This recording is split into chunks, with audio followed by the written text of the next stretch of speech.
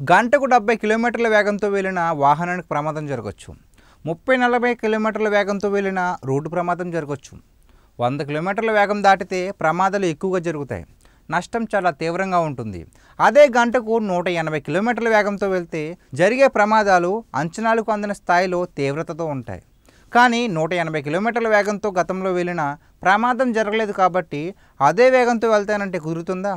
Rules ఒప్పుకుంటాయా? నేను సినీ నటుడిని. నా సినిమాని నేను థియేటర్లో చూస్తాను. ప్రేక్షకుల మధ్యన కూర్చుని సినిమా చూస్తే ఆ ఫీలే వేరు. ఆడియన్స్ పల్స్ తెలుస్తుంది. చాలా నేర్చుకుంటాను అని అల్లు అర్జున్ చెప్పడం కూడా అలానే ఉంది.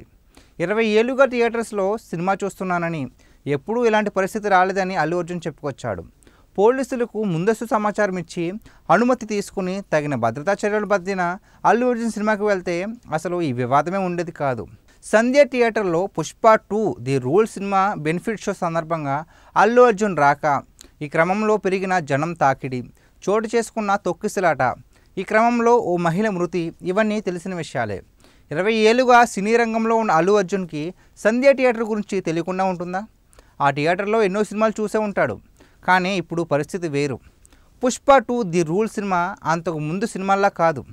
రికార్డు స్థాయి బడ్జెట్, రికార్డు స్థాయి సంఖ్యలో థియేటర్లో విడుదల, వీటితో పాటే రికార్డు స్థాయిలో సినిమా టిక్కెట్ల ధరలు, బెనిఫిట్ షోలు, ఇవన్నీ అల్లు అర్జున్ కోరుకున్నవే.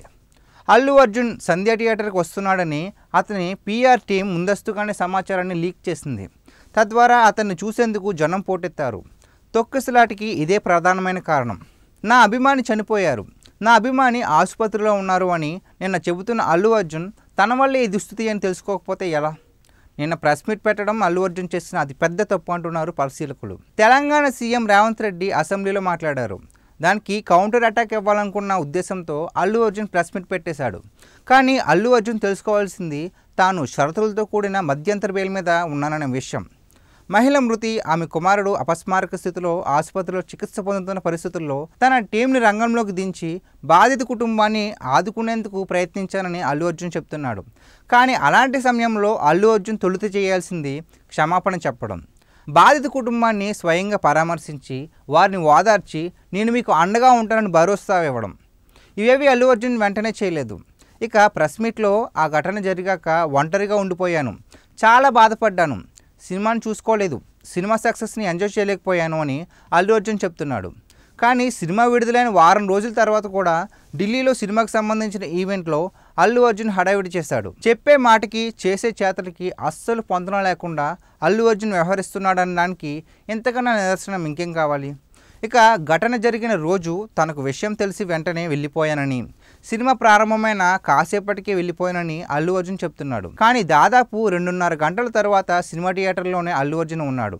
దానికి నిదర్శనం అల్లు అర్జున్ అభిమానులు సోషల్ మీడియాలో పోస్ట్ చేసిన వీడియో. జాతర సీన్ని చూసి అల్లు అర్జున్ ఎంజాయ్ చేస్తున్న వీడియో అది. ఇంకో మిస్టేక్ ఏంటంటే రోడ్ షో తరహాలో తాను వెళ్ళలేదని అల్లు అర్జున్ చెప్పడం. కార్లోంచి బయటకు వచ్చి చేతులు ఊపుతూ అల్లు అర్జున్ దాదాపు రోడ్ షో లాంటిదే చేశాడనడానికి సాక్ష్యాధారాలుగా అల్లు అర్జున్ అభిమానులు తీసిన వీడియోలే నెట్టింట చక్కర్లు కొడుతున్నాయి. క్యారెక్టర్ అసోసియేషన్ అంటూ పెద్ద పెద్ద పదాలు అల్లు అర్జున్ వాడేశాడు. కానీ అల్లు అర్జున్ చేసిన అతి వల్ల అక్కడ ఓ ప్రాణమే పోయింది. ఇంకో ప్రాణం ఆసుపత్రిలో కొట్టుమిట్టాడుతోంది. తన కొడుకు పరిస్థితి చూసి కడుపు దరుక్కుపోతుందని అల్లు అర్జున్ తండ్రి అల్లు అరవింద్ పెద్ద మాటలే మాట్లాడేశాడు. అది సినిమా సక్సెస్ని అల్లు అర్జున్ ఎంజాయ్ చేయలేకపోయాడని చెప్తూ. అవతల ఓ తండ్రి తన బిడ్డ ఆసుపత్రిలో కొన ప్రాణంతో కొట్టుమిట్టాడుతుంటే ఆ తండ్రి గుండె కోత సంగతి ఏంటి? భార్యను కోల్పోయిన భర్త గుండె పగిలేలా విలపిస్తుండడం సంగతి ఏంటి? పరిస్థితి ఇంత సున్నితంగా ఉన్నప్పుడు అల్లు అర్జున్ తన ఇంట్లాండ్లో 10ల సంఖ్యలో మీడియా కెమెరాలతో ఓ ఫ్యాషన్ షో లాంటిది నిర్వహించాడు. పలువురు సినీ ప్రముఖులు అల్లు అర్జున్ కోసం ఓదార్పు యాత్ర చేశారు. అల్లు అర్జున్కి ఏమంత కష్టం వచ్చిందని, కాలుపోయిందా చెయ్యిపోయిందా అని రేవంత్ రెడ్డి అసెంబ్లీలో మాట్లాడిన మాటలు కొంత ఇబ్బందికరంగానే ఉన్నా ఆయన మాటల్లో ఆవేదన మాత్రం నిజం. అల్లు అర్జున్ని పరామర్శించిన సినీ ప్రముఖులు ఈ విషయమై ఆత్మవిమర్శన చేసుకోవాలి. బాధిత కుటుంబం పడుతున్న ఆవేదనను అర్థం చేసుకోవాలి.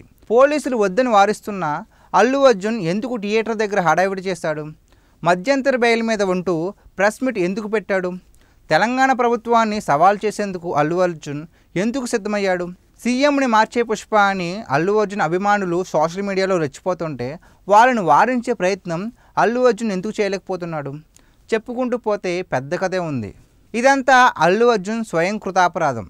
జరిగిన ఘటన అత్యంత దురదృష్టకరం. ఎవరు ఊహించని ఘటన అది. అల్లు అర్జున్ కూడా ఊహించి ఉండడు. కావాలని అల్లు అర్జున్ చేసింది కూడా కాదు. కానీ అల్లు అర్జున్ కొంత బాధ్యతగా వ్యవహరించి ఉంటే ఆ ఘటన జరిగేది కాదు. ఘటన జరిగాక కూడా కాస్త బాధ్యతగా ఉంటే సమస్య ఇంత తీవ్రంగా ఉండేది కాదు. జరుగుతున్న పరిణామాలకు అల్లు అర్జున్ స్వయంగా కారకుడు. ముందు ఎలాంటి తీవ్ర పరిణామాలు ఉంటాయో కానీ వాటిని అల్లు అర్జున్ ఫేస్ చేయాల్సిందే. పరిస్థితుల్ని మరింత కఠినంగా మార్చేసుకుంటున్నది అల్లు అర్జున్ మాత్రమే. ఇందులో ఇంకో మాటకు తావులేదు.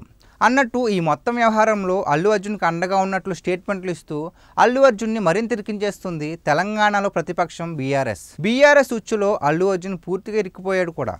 చివరగా తెలుగు సినిమా స్థాయిని పెంచేందుకు అంటూ ప్రెస్ మీట్లో అల్లు అర్జున్ చెప్పడం అసందర్భ ప్రేలాపగానే చూడాల్సి ఉంది.